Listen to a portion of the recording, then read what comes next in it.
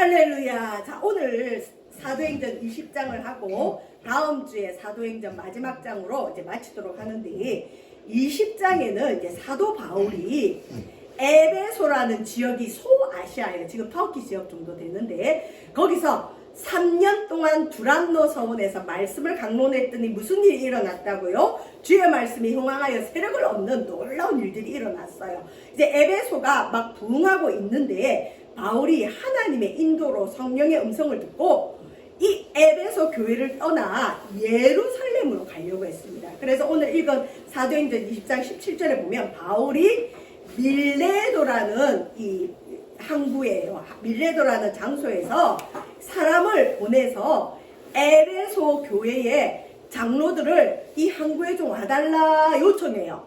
자, 밀레도가 어디냐면, 여러분 이 지도에 보면 에베소 지역 바로 아래가 밀레도 항구예요. 항구. 저 항구에서 바울이 자기가 이제 저 멀리 유대 요까지 배를 타고 가야 되는데 자기를 파송해 달라고. 그리고 바울은 기도 가운데 자기가 살아있는 동안은 다시는 이 에베소 교회에 못 올 걸 알고 에베소 교회 장로들을 불러서 나를 위해 파송해다오. 내가 이제 저 멀리 예루살렘으로 갑니다. 나를 위해 기도해 주십시오 하고 에베소 장로들을 청했어요. 그래서 에베소 장로들이 바울의 얘기를 듣고, 아니 우리 바울 사도가 떠난다고, 우리를 두고 떠난다고, 그러고는 이 에베소 교회에 3년밖에 안 됐는데 장로가 세워진 것 같아요. 자, 그들이 항구에 왔습니다. 그랬더니 바울이 이제 고별 설교를 합니다. 그들에게, 에베소 장로들에게 18절에 뭐라고 얘기하느냐? 내가 아시아에 들어온 첫날부터, 여기서 말하는 아시아는 우리 여기 대한민국 아시아가 아니라 그 당시 소아시아 지역, 에베소 교회가 있는 대륙을 아시아라 그래요. 소아시아에 들어온 첫날부터 지금까지, 그러니까 한 3년 동안 내가 항상 여러분 가운데서 어떻게 행하였는지를 여러분도 아는 바니. 그러니까 바울은 사도이면서 목회자였어요. 3년 동안 에베소 교회를 개척해서 목회를 얼마나 열심히 했는지 당당하게 장로들 앞에서, 장로님들 내가 그동안 3년 동안 얼마나 목회를 열심히 했는지 알지요? 이런 말이에요. 자, 19절 한번 읽어볼까요? 자, 시작. 본 모든 겸손과 눈물이며 유대인의 관계로 말미암아 당한 시험을 참고 주를 섬긴 것과, 바울이 에베소 교회를 목양할 때에, 다스릴 때에, 섬길 때에 첫 번째, 모든 겸손, 모든 일에 겸손했다. 저와 여러분, 이게 하나님의 종과 하나님의 사람의 표식인데 이 겸손이 참 어려워요. 제게 부족한 것도 겸손인데, 바울은 그렇게 능력이 많으면서도 에베소 교회에 많은 기적을 일으키면서도 어떻게 성도들을 섬겼느냐? 모든 무엇으로? 겸손으로. 그래서 여러분, 우리 세반석교회 강수경 목사를 위해서 기도하실 때, 하나님 우리 목사님 겸손하게 해주세요. 기도해 주세요. 겸손해야 하나님이 역사하는데 겸손이 쉽지가 않죠. 그다음에 바울은 능력이 많은 능력의 종인데 울면서 목회했대요. 눈물로 성도들을 섬겼고, 그 다음에 이 시험도 많았습니다. 유대인들이 바울을 너무 질투해서 아주 간악한 괴계로 이 바울을 넘어뜨리려고 시험을 많이 줬어요. 근데 바울이 유대인이 주는 시험도 참고 주를 섬겼다. 저와 여러분, 목회는 사람을 섬기는 것도 되지만, 양을 섬기고 양떼를 섬기는 것도 되지만, 궁극적으로는 주를 섬기는 일이에요. 예수님께서 베드로에게 네가 나를 사랑하느냐 그러면서 내 양을 먹이라, 내 양을 치라 그랬어요. 저와 여러분, 교회와 목회자는 성도를 섬기기 이전에 먼저 주를 섬겨야 되는 줄 믿습니다. 그리고 주를 섬길 때 어떻게 섬기느냐? 겸손과 눈물과 시험을 참으면서 섬겨야 됩니다. 자, 그 다음에 바울이 고별 설교죠. 이 에베소 교회 장로들에게 이제 자기 지나간 세월을 쭉 얘기하는 겁니다. 자, 한번 읽어볼까요? 시작. 유익한 것은 무엇이든지 공중 앞에서나 각 집에서나 거리낌이 없이 여러분에게 전하여 가르치고. 목회자의 책임 중에 하나는 하나님이 주시는 것들에 대해서 전하고 가르쳐야 돼요. 근데 이 전하고 가르칠 때 사람 눈치 보고 장로님들 눈치 보고 성도 눈치 보면서 이 어떤 거는 전하고 어떤 거는 마음대로 빼면 안 되고, 이것이 교회에 유익하고 하나님에게 영광이 되고 성도에게 꼭 필요한 거면 무엇이든지 여러 사람 앞에서나 각 집에서나, 그러니까 신방 가서도 거리낌 없이 성도들에게 전하고 가르쳤다. 그래서 때로는 주의 종들이나 목회자는 별로 환영을 못 받는 경우가 있어요. 우리 목사님은 신방 와서 좋은 말만 해주면 좋은데 한 번씩 꼭 이상한 말을 하셔서 우리 마음을 힘들게 해. 그런 성도들을 봅니다. 근데 여러분, 목회자의 사명은 뭐냐? 이것이 정말 유익하면 거리낌 없이 전하고 가르쳐야 됩니다. 저를 키워준 목사님의 굉장히 신령하고, 또 그분은 축복만을 이야기했어요. 근데 신방을 가면 너무 재밌는 게 사모님께서 항상 그래요. 이 사모님이 또 가르치세요. 성도 집에 가면 좋은 얘기만 해야 돼요. 축복만 하세요. 막 그렇게 가르치면 우리가 막 옆에서 웃었는데, 이 사랑 많은 목사님이 어느 날 어떤 여성교회 가정의 신방을 가서 그 목사님은 한 번도 성도한테 뭐 야단치고 그런 게 없어요. 그때 제가 처음으로 봤어요. 그 집사님에게 뭔가 엄한 말씀을 하는 거예요. 놀랬어요, 우리가. 우리 목사님은 항상 좋은 말만 하시는데 왜 저러시지? 저럴 때 무슨 뜻이 있겠지? 근데 그 집사님이 그동안 교회도 안 나오고 주일 빼먹고 자꾸 일하러 다니고 놀러 다니고, 그래서 그냥 그래도 우리 목사님은 항상 좋은 말만 하니까 축복만 하시겠지 그랬는데, 아니 진짜 그날은 뭔가 안 좋은 얘기를 하시는 거예요. 그래서 우리 목사님도 바른 말은 하시네. 축복의 말만 하는 게 아니라 좀 야단도 치시네 그랬는데, 얼마 안 있다가 그 딸이 백혈병에 걸렸어요. 젊은 대학생이 20살밖에 되지 않은 급성 백혈병 진단을 받은 거죠. 목사님이 그걸 알았을까요? 저는 몰랐을 거라고 봐요. 근데 하나님이 이 집사는 안 되겠다. 자꾸 축복받으니까 나를 멀리하고 예배도 안 드리고 이러다가는 저 집사 구원도 못 받겠다. 그러고는 목사님 마음에 왠지 불편한 마음, 깨우치는 마음을 주셔서 목사님 이수를 통해서 먼저 말씀을 주시고 환란이 왔어요. 백혈병에 걸렸죠. 그 당시 백혈병은 못 고쳤어요. 근데 서울에서 제일 유명한 백혈병 잘하는 병원에 입원을 해서 무교실에 있고 정말 힘들더라고요. 우리 목사님 특징이 성도가 병원에 입원하면 중병일수록 어떻게 하시느냐, 뭐 특별한 거 안 해요. 매일 가세요.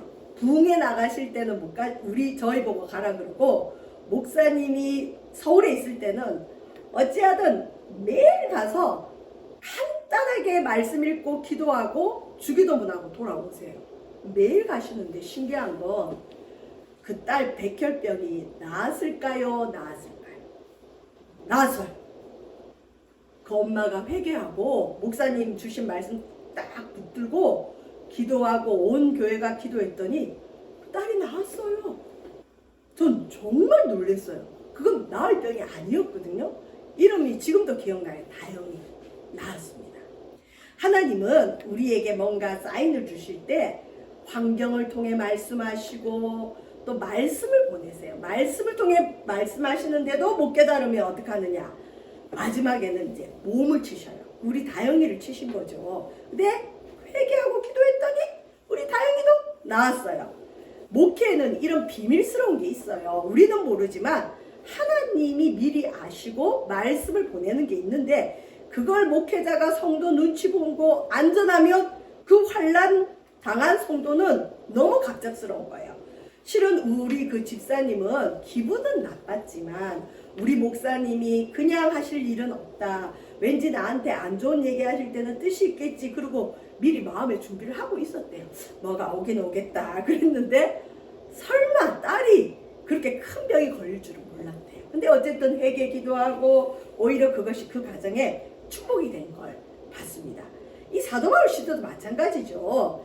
바울이 목회자의 심정을 가지고 이게 성도한테 유익하다 그러면 거리낌이 없이 전하고 가르쳤다. 그러니까 바울이 당당한 겁니다.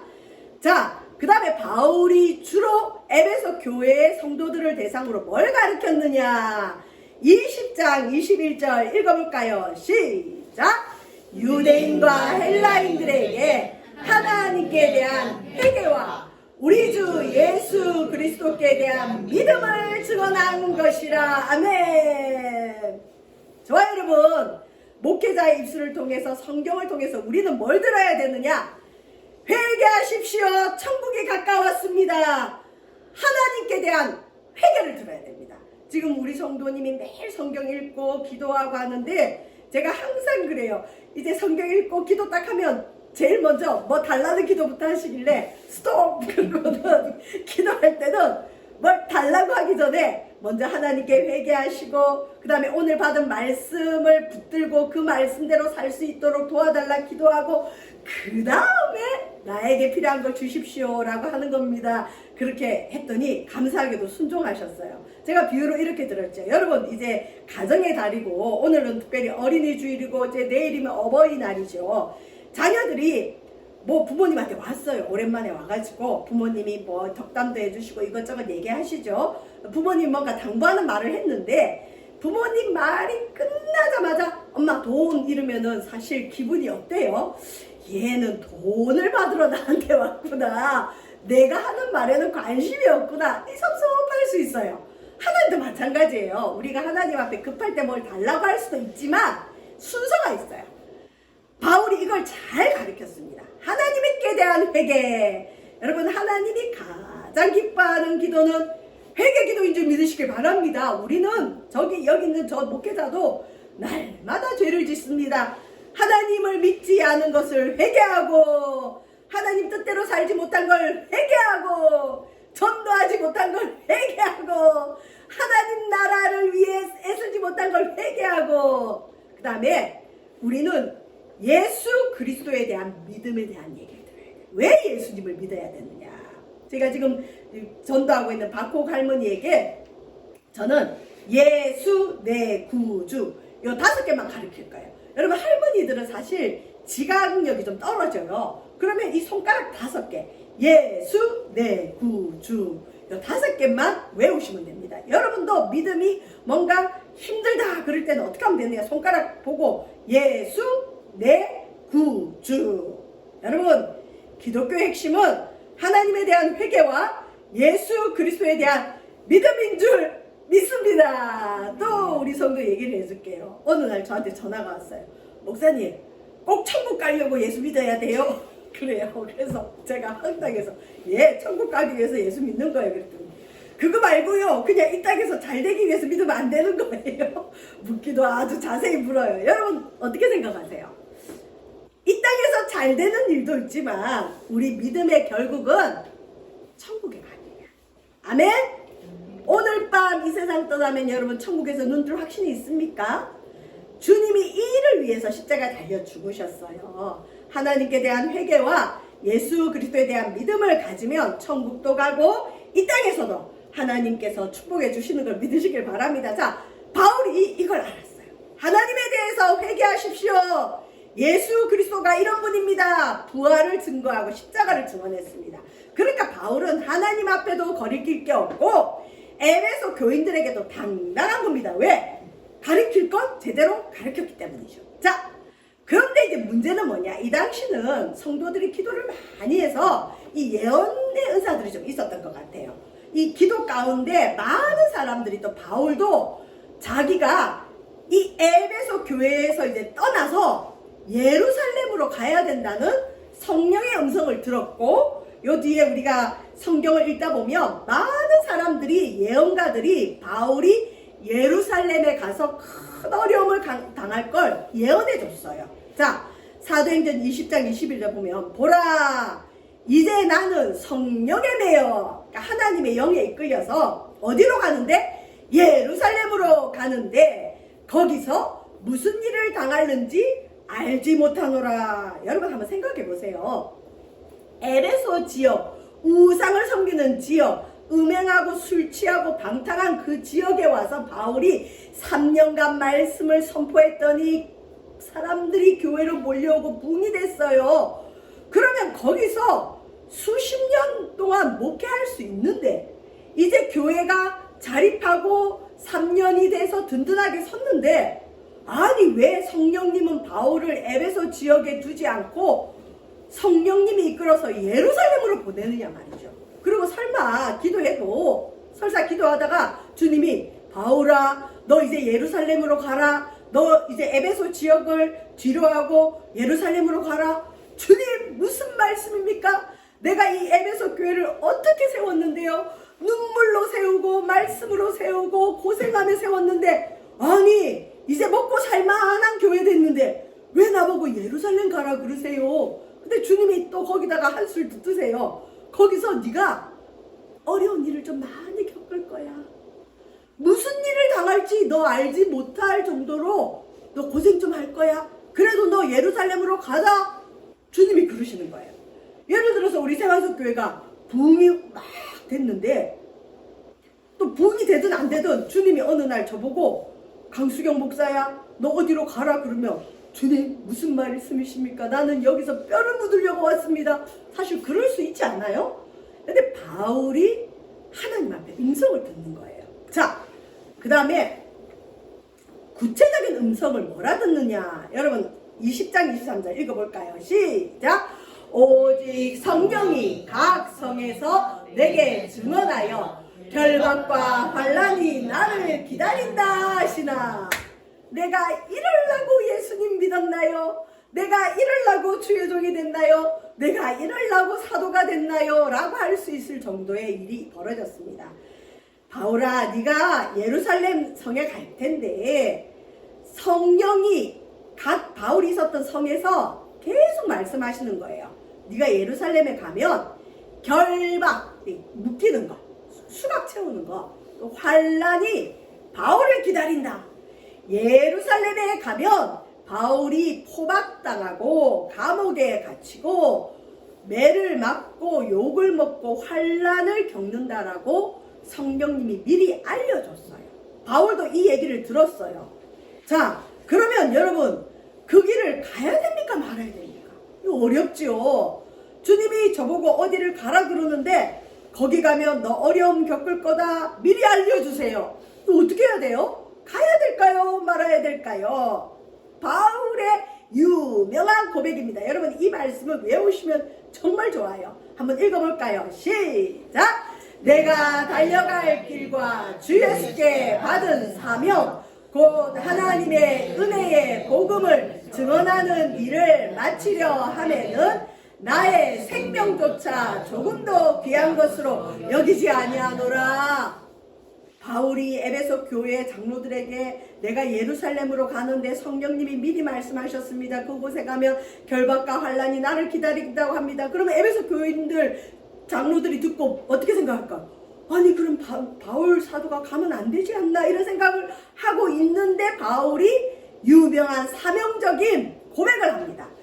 자기의 달려갈 길과 주 예수께 받은 사명은 여러분 해도 되고 안 해도 되는 것이 아니라 안 하면 안 되는 게 사명입니다. 곧 바울의 사명은 뭐냐? 하나님의 은혜의 복음을 증언하는 일. 바울은 자기를 부르신 하나님의 부르심을 분명히 알았습니다. 나의 사명은 교회를 세우는 것과 목양하는 것도 있지만 나의 사명은 복음 증언하는 일이다. 주님이 가라는 곳에 어디든 가서 나는 복음을 계속 전해야 된다. 자기의 이 사명을 마치려 하면은 자기 사명을 마치려 하면은 자기 생명조차 귀한 것으로 여기지 아니하노라. 생명 다해 하나님 사명 감당하겠다는 거죠. 저와 여러분 사명이 뭘까요? 맡겨진 의무. 5월은 가정의 달입니다. 어린이날이 지났고 내일은 어버이날이죠. 또 부부의 날도 있고 그렇더라고요. 여러분이 가정에서 맡겨진 의무를 다하지 않으면 여러분 가정이 무너지죠. 남편은 남편으로서의 사명, 엄마는 엄마로서의 사명, 아내로서의 사명, 자녀로서의 사명이 있습니다. 그리고 여러분 각자 일터에서 여러분의 사명이 있어요. 여러분에게 주어진 생계를 위해서 주신 일터도 하나님의 사명입니다. 그건 열심히 해야 됩니다. 이와 마찬가지로 하나님이 우리에게 하나님 나라를 위해 맡겨주신 일이 있어요. 그걸 또 사명이라 하는데, 바울은 자기의 사명이 병든 자 고치는 게 아니고, 교회를 많이 세우는 게 아니고, 세례를 많이 주는 게 아니라, 자기의 사명은 복음을 증거하는 것이 자기 사명임을 분명히 알았습니다. 저와 여러분도 이런 사명을 알기를 주의 이름으로 축원드립니다. 자, 그런데 바울이 이제부터 좀 무거운 얘기를 합니다. 20장 26절 읽어볼까요? 시작. 오늘 여러분에게 증언하거니와 모든 사람의 피에 대하여 내가 깨끗하니. 이 말이 뭘까요? 우리 흔히 피값을 받는다 그러죠. 바울이 모든 에베소 지역의 모든 사람의 피에 대해서 자기는 깨끗하다. 자, 27절 읽어볼까요? 시작. 이는 내가 꺼리지 않고 하나님의 뜻을 다 여러분에게 전하였습니다. 바울은 모르긴 몰라도 자기가 만나는 모든 사람에게 예수님의 복음을 전했을 거예요. 적어도 회개하십시오, 천국이 가까웠습니다. 또 예를 들면 예수 믿어야 구원 얻습니다. 예수 전당 불신지옥을 분명히 알려주었을 거예요. 바울은 자기가 만나는 모든 사람, 듣든지 아니 듣든지 기분 나빠든지 아니든지 간에 하나님 편에서 모든 사람의 생명에 대해서 자기가 깨끗할 정도로 복음을 증언했는데, 자, 이게 구약에 보면 에스겔 선지자가 나와요. 에스겔 3장 18절에 그러면 생명의 핏값이 뭐냐? 여러분, 핏값을 묻는다는 얘기가 있죠. 자, 에스겔서 3장 18절 한번 읽어볼까요? 시작.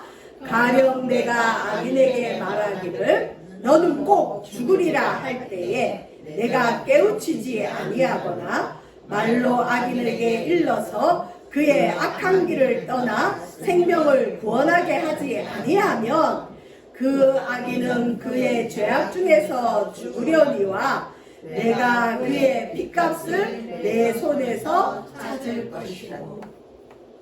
에스겔서 3장은 파수꾼에 대한 말씀인데, 믿는 자가 파수꾼인데 우리가 왜 복음을 전해야 되느냐? 여러분, 전도는 해도 되고 안 해도 되는 일이 아니라 안 하면 안 되는 일이에요. 핏값을 물으세요. 이게 무슨 뜻이냐면, 악인이 있습니다. 내가 봐도 악인이고 하나님 볼 때 악인이 있어요. 그러면 기도하는 사람이나 특별히 영적으로 하나님과 교제하는 사람이나 교회 다니는 사람 마음에 자꾸 어떤 마음을 주냐면, 저 사람 저러다가 큰일 날 것 같아. 저 사람 죽을 것 같아. 죽으면 저 사람 큰일 치를 것 같아. 이런 마음을 하나님이 줘요. 그러면 예를 들어서 에스겔이라는 선지자에게 주님이 악인에게 그 악인 너는 꼭 죽으리라 이 말을 에스겔이 받았어요. 그런데 에스겔이 그 악인에 가서 깨우쳐야 돼요. 이거죠. 주님이 당신 죽는데요. 당신 악을 버리지 않으면 죽는데요. 이 말 들으면 어떻게 하겠어요? 난리 나겠죠. 당신이 뭔데? 당신이 점쟁이요? 당신이 뭐 선지자요? 막 그러면서 욕을 들을 수도 있고, 어떤 악인은 그래요? 어떻게 내가 그렇게 악하게 산 걸 아세요? 그러면서 깨우칠 수도 있어요. 자, 이때 이 말씀을 받은 사람이 해야 될 일은 뭐냐? 깨우치고 말로 악인에게 일러줘야 돼요. 바울처럼 거리낌 없이 말해줘야 돼요. 그러면 그 악인이 악한 길을 떠나 생명을 구원할 수도 있고, 근데 만약 에스겔이 파수꾼의 사명을 감당하지 않으려고 입술을 딱 채웠어요. 내가 그 사람한테 당신 악합니다, 당신 회개해야 됩니다 하면 그 사람하고 관계가 틀어지죠. 그 사람에게 미움받을 걸 생각하고 말을 안 하면 어떻게 되느냐? 그 악인은 그 자기의 죄 가운데 죽습니다. 그렇지만 그 악인의 핏값은 주님이 누구에게 찾는다? 내게 찾는다. 그래서 기도하다가 누가 생각이 나고 누구에게 복음 전해야 될 것 같으면 해야 돼요. 그 사람이 예수님을 잘 믿는 사람이면 상관없지만 예수님을 잘 믿을 경우는 그 사람에게 무슨 도움이 필요한 일이 있을 수 있어요. 근데 그 사람이 예수님을 모르는 사람이면 꼭 예수님 전하세요. 우리 주님은 흉내만 내도 들으세요. 근데 내가 만약에 그걸 하기 싫어서 또는 자신이 없어서 또는 그 사람에게 기분 나쁘게 안 하려고 안 했어요. 그러면 주님 앞에 갔을 때 주님이 그 핏값을 누구에게 찾는다? 그래서 복음, 전도 이건 안 하면 안 돼요. 바울은 에베소 지역의 모든 사람의 핏값을 자기가 받지 않으려고 만나는 모든 사람에게 하여튼 바울을 마주치면 다 예수 천당 불신지옥을 들었을 거예요. 바울이 자기가 이렇게 했다는 거죠. 참 극성 맞을 정도로 하나님 앞에 충성된 사람입니다. 여러분 지금 한번 떠올려 보세요. 여러분 주변에 꼭 악인이 악만 짓는다고 악인이 아니라 하나님 모르면 악인입니다. 우리를 지은 창조주를 모르는 게 악인이죠. 천국과 지옥을 모르는 게 악이죠. 여러분 그런 분이 계시다면 가서 오늘 우리 목사님이 이런 얘기를 하더라. 예수 믿어야 천국 간대. 너 우리 세반석 교회 오든지 아니면 가까운 교회라도 가. 그렇게 꼭 전하시길 바랍니다. 자, 바울이 이제 더 에베소 교인들에게 장로들에게 당부합니다. 이것이 이제 클라이막스인데 여러분 28절 한번 읽어볼까요? 시작! 여러분은 자기를 위하여 또는 온 양떼를 위하여 삼가라. 장로들에게 시작! 성령이 그들 가운데 여러분을 감독자로 삼고 하나님이 자기 피로 사신 교회를 보살피게 하셨느니라. 장로들의 책임이죠. 자, 그 다음 29절 읽어봅시다. 시작! 내가 떠난 후에 사나운 이리가 여러분에게 들어와서 그 양떼를 아끼지 아니하며. 바울이 예루살렘에 가면 바울 사도가 결박당하고 어려움 겪을 걸 바울이 예언으로 미리 알았어요. 그리고 바울이 에베소 교회를 떠난 이후에 그 교회가 무사한 게 아니라 싸나운 이리 같은 사이비와 이단들이 유대인 거짓 교사들이 교회 안으로 싹 들어와가지고 바울이 눈물로 목양한 양떼를 흩고 양떼에게 미혹시키고 양떼들을 이단으로 빠지게 할 걸 바울이 알았어요. 자기가 세운 교회에 조금 있으면 이단이 올 걸 알면서도 사도 바울은 그 교회를 두고 어디로 가죠? 하나님이 가라는 데로 가요. 예루살렘으로 가요. 이게 여러분 바른 태도일까요? 예를 들어서 제가 우리 세반석 교회에 조금 있으면 큰 어려움이 올 걸 기도 가운데 들었어요. 그러면서도 뭐라 그러냐? 하나님이 지금 나에게 선교 가라고 한다고 교회 냅두고 교회를 내버려두고 선교지로 떠나요. 이거 안 되죠. 근데 여러분 이게 사명입니다. 바울은 사명을 따라 살았습니다. 여러분 성공하려면 이렇게 하면 돼요? 안 돼요? 안 돼요. 바울이 만약 성공을 추구했으면 에베소 교회에 향후 10년 이상은 있으면서 부흥시키고 더 크게 부흥시키고 더 크게 부흥시키고 이리가 와도 막아내고 바울은 그곳에서 뿌리 내려야 돼요.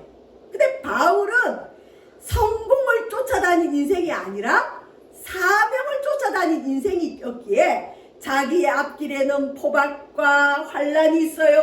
자기의 뒤에는 양떼를 흩는 이리가 에베소 교회에 들어온다는 것을 알면서도 떠나는 거예요. 저와 여러분은 성공을 위해 살아갑니까? 사명을 위해 살아갑니까? 자, 그 다음에 바울이 이런 이리가 올 걸 기억하고 여러분이 그렇게 이리가 오면 내가 3년이나 밤낮 쉬지 않고 눈물로 각 사람 훈계한 걸 기억하십시오. 그러고는 바울이 뭘 부탁하느냐? 교회의 주인은 하나님입니다. 예수님의 피로 샀기 때문에 비록 이리가 올 걸 알지만 나는 여러분을 누구와 누구에게 부탁한다? 주와 그 은혜의 말씀에 부탁한다. 이게 교회 능력입니다. 자, 20장 32절 읽어볼까요? 시작! 지금 내가 여러분을 주와 및 그 은혜의 말씀에 부탁하노니 그 말씀이 여러분을 능히 든든히 세우사 거룩하게 하심을 입은 모든 자 가운데 기업이 있게 하시리라. 하나님의 교회는 예수 그리스도와 말씀의 성도를 부탁하는 거예요.